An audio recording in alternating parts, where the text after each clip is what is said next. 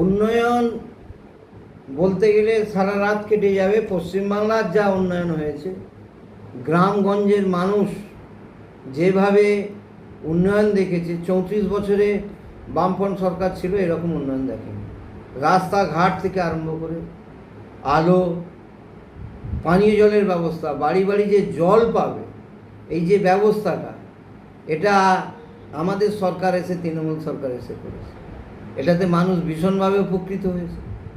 এছাড়াও ICDS school থেকে আরম্ভ করে, শিক্ষা প্রতিষ্ঠান থেকে আরম্ভ করে, হসপিটাল থেকে আরম্ভ করে, এই যে স্বাস্থ্যসাথী কার্ড, গরিব মানুষ কখনো ভাবতে পারেনি যে তারা নার্সিংহোমে তাদের পরিবারের সদস্যদের চিকিৎসা করাবে। একটা অদ্ভুত জিনিস তৈরি করেছে। এছাড়া এই যে কলেজ স্কুল ছাত্রীদের জন্য রূপশ্রী প্রকল্প, গরিব পরিবারের এই যে রূপশ্রী প্রকল্পে তারা বহুভাবে উপকৃত হয়েছে। কৃষক শ্রমিকের ছেলেরা সাইকেলে করে স্কুলে যাবে, প্রাইভেট পড়তে যাবে। সবুজ সাথীর প্রকল্পের মধ্যে আমাদের মাননীয় মুখ্যমন্ত্রী এই যে প্রকল্প গ্রহণ করেছে, এটা একটা সারা বিশ্বের দরবারে পুরস্কৃত হয়েছে।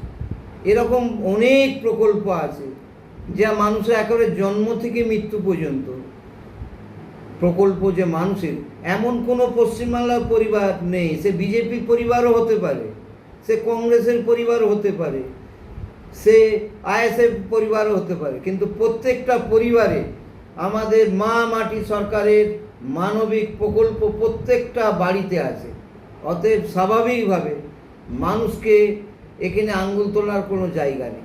তারা বলতে পারবে না যে কিছু হয় না। হসপিটালের উন্নতি হয়েছে, স্কুলের হয়েছে, মিড ডে মিলের ব্যবস্থার উন্নতি হয়েছে, রাস্তাঘাট হয়েছে, আলো হয়েছে, পানীয় জল হয়েছে। এছাড়াও মানবিক প্রকল্প অনেক কিছু আছে।